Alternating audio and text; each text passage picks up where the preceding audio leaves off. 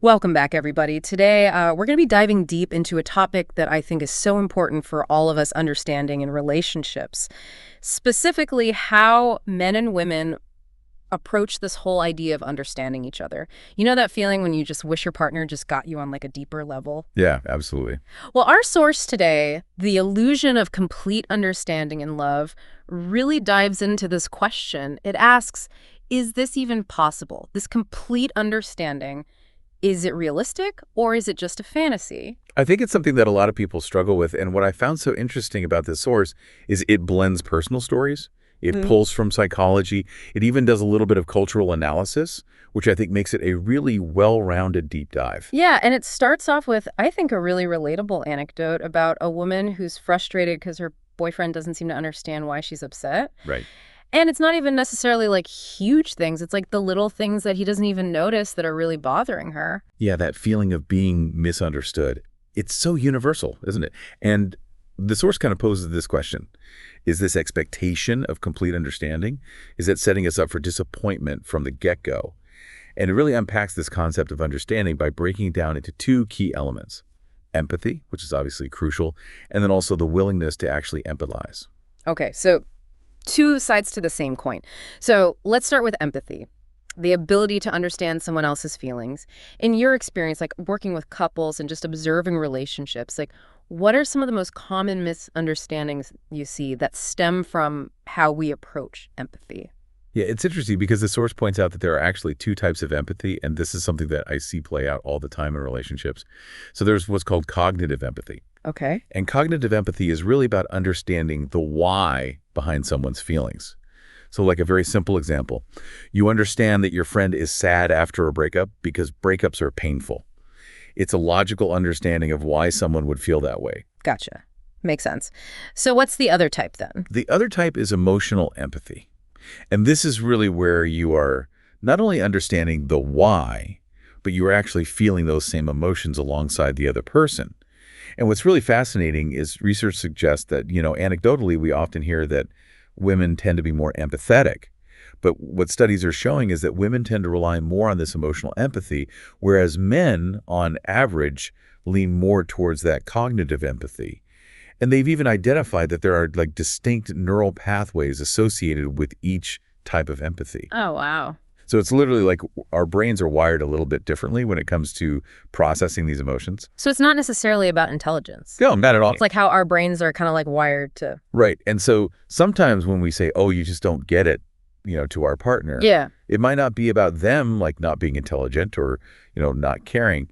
It could literally be that their brain is processing that empathy through a different pathway. That's so interesting. But you know what? The source also highlights that it's not just about being able to empathize. It's also about the willingness to actually do so. Yeah.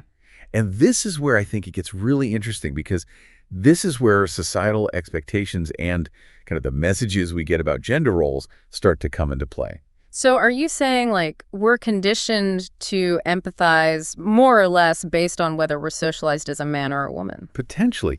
The source describes this really interesting study, and I'd love to hear your take on it. They found that men's empathy scores actually matched women's when they were financially incentivized to do well on these empathy tests. So it kind of raises these questions about, is there something about social conditioning? Are are men being told that they shouldn't be as empathetic, or are women being told that they need to be more empathetic? Right. It's like, are we performing empathy based on what we're taught or like what we think is expected of us? Exactly. Versus like our true natural inclinations. Yeah. And I think that's a really huge point. That's a really fascinating point.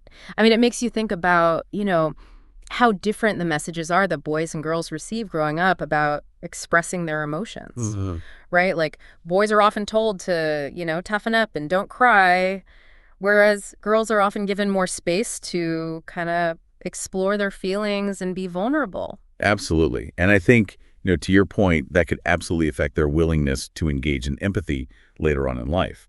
But alongside this motivation piece, the source also talks about how shared experiences are so crucial when it comes to empathy. And they highlight how men and women sometimes struggle to understand each other's perspectives on really fundamental things like gender roles or relationship dynamics because their lived experiences are just so different. So it's like even if you have the capacity for empathy and you're willing to empathize, if you haven't walked in someone else's shoes, it's still hard to fully grasp their perspective. Exactly. And they give some really great examples in the source. Like, for example, you know, a man might not fully grasp the impact of like everyday sexism that a woman faces simply because he's never experienced it himself. Right. And on the flip side, a woman might struggle to understand the pressure that a man feels to be like the primary breadwinner or to uphold certain kind of masculine ideals. It's almost like we're speaking different languages, even when we're in the same relationship. Yeah. It's like that saying, you can't really understand someone until you've walked a mile in their shoes. Exactly. And I think that's so true, especially when it comes to these gender differences, because there are just so many societal expectations and cultural norms that shape our experiences in really profound ways. So this is making me think, if complete understanding is this difficult, is it even fair to expect in the first place, especially between genders that have such different, social conditioning and life experiences? That's the big question. And that's where things get even more intriguing, I think, because the source takes us on this journey into how cultural narratives actually shape our expectations of romantic understanding. Okay, I'm hooked. Let's go on that journey. Yeah. And one of the big things that they talk about is the influence of romance novels, which I think will resonate with a lot of our listeners. Okay, I'm definitely intrigued. So let's dive into that next. All right, so romance novels, let's talk about them. Do they really have that much influence on our expectations for real-life relationships? The source seems to think so. Yeah. And I think they make a really compelling argument, especially when it comes to women and how we view relationships.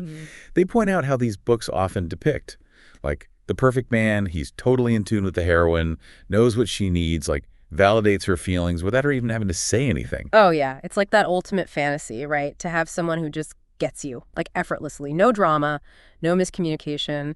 But, the question is, how does that fantasy, how does it translate into real-life relationships with, actual flawed human beings? Right. That's where it gets a little, messy. Because the source brings up this really interesting concept from Janice Radway. She wrote a book called Reading the Romance. And she talks about this idea of compensatory satisfaction. Basically, she argues that these novels offer women especially this kind of emotional escape, a way to fulfill desires that maybe aren't being met in their real lives. So you're saying if a woman feels pressure to be perfect all the time, juggling work, family, all these societal expectations, romance novels give her this break where she can just imagine a world where someone sees her and values her completely. Exactly. It's like this fantasy of effortless emotional fulfillment. No need to explain yourself. No need to compromise.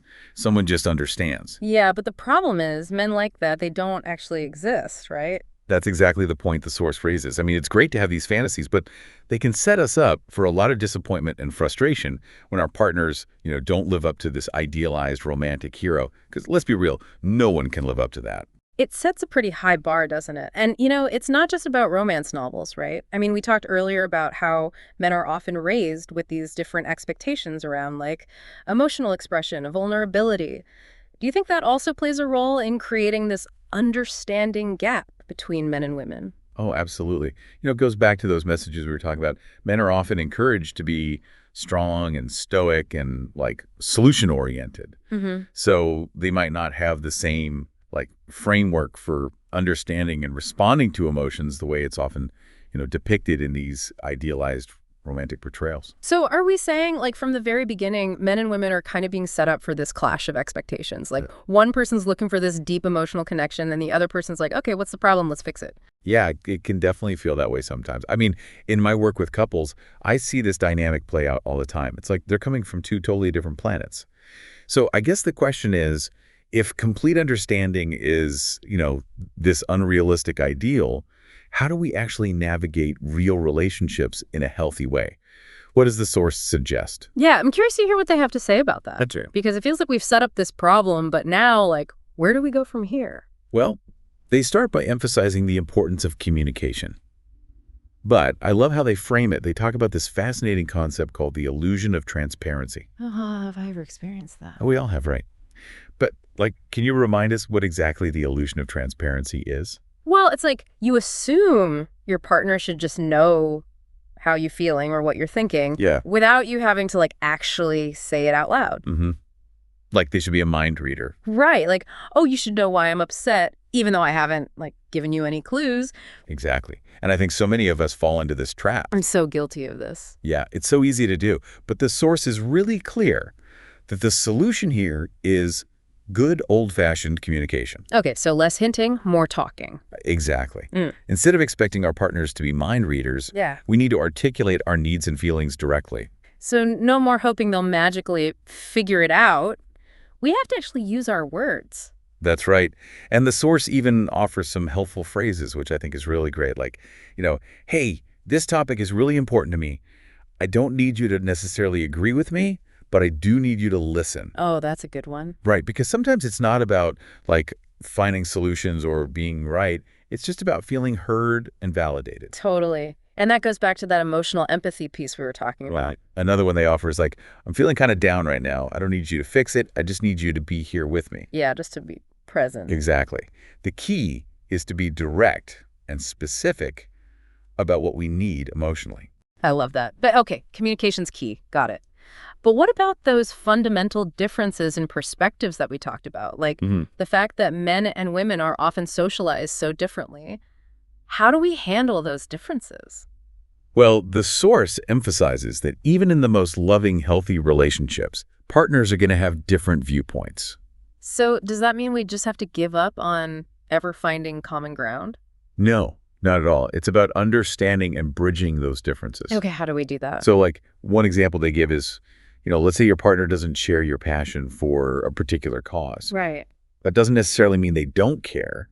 It might just mean that their understanding or their life experience hasn't led them to the same conclusions that you've come to. Right, or maybe they express care in different ways. Yeah. Like some people are all about grand gestures and others are much more like acts of service, everyday things. Exactly. So it's about recognizing and respecting those differences as part of what makes each partner unique, rather than seeing them as, like, insurmountable obstacles. I love that. It's like instead of trying to change each other, we're trying to like understand and appreciate each other's differences. Exactly. And I think that's a much more, like, compassionate and realistic approach to relationships. Yeah. This is really making me rethink this whole idea of searching for someone who completely understands us. Maybe it's not about finding like that one perfect person who fulfills all of our needs. Right. And maybe it's more about... It's more about what? Well, maybe it's more about building relationships where both people are committed to understanding and supporting each other, even when it's hard. Yeah, I like that. Because it's going to be hard. I Yeah. mean, relationships are hard work. And I think that's okay. But that feels more like realistic and sustainable, Totally. And it also takes the pressure off this idea that one person needs to meet all of our emotional needs. Right. We have friends, we have family members, mentors, colleagues, like a whole network of people who contribute to our overall well-being. It's not all on our romantic partner. Absolutely. And the source actually talks about that. They encourage us to diversify our support system Oh, I love that. because it allows different relationships to fill different needs, and that can make us feel more emotionally balanced overall. So it's not about finding a soulmate who like completes us, Right. but about building a community that supports us. Exactly. And this leads to the final, and I think perhaps like the most important piece of advice that the source offers.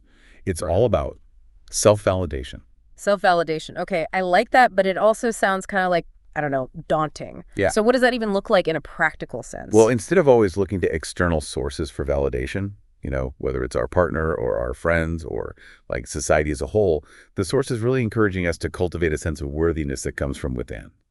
So instead of needing someone else to tell us we're good enough or smart enough or worthy of love, Exactly. we're finding that validation from ourselves. Yes. And, recognizing our own strengths, appreciating our unique qualities, and just feeling secure in who we are, regardless of what anyone else thinks. That's huge, yeah, because when we're constantly looking to other people to make us feel good about ourselves, it's like setting ourselves up for a lot of potential hurt. Oh, absolutely. Because people are human, they're going to make mistakes, they're not always going to understand us, and they're not always going to meet our needs. Right. And we can't control how other people see us, Right. but we can control how we see ourselves. That's a good point. And by building that strong foundation of self-love and acceptance, it's like we're less dependent on, getting those crumbs of validation from other people Exactly. to fill that void. It's about filling it from within. I love that this is making me think about those times when I've felt like really insecure or unsure of myself in relationships. And maybe that was a sign that I was relying too much on my partner to validate my worth. Yeah, that's such a common pattern. And it makes sense. We want to feel loved and accepted by the people that are closest to us. Of course. But the source reminds us that we have the power to, like, shift that dynamic. Yeah. And it's not about becoming completely self-sufficient or pushing people away. Right. It's about recognizing that our sense of worth, it ultimately comes from within. It's a huge shift in perspective, I think, and one that I know I'm still working on. Me too. It's a lifelong journey. Right. But I'm curious, what do you think? How does cultivating this self-validation, how do you think that affects our approach to relationships? That's a good question.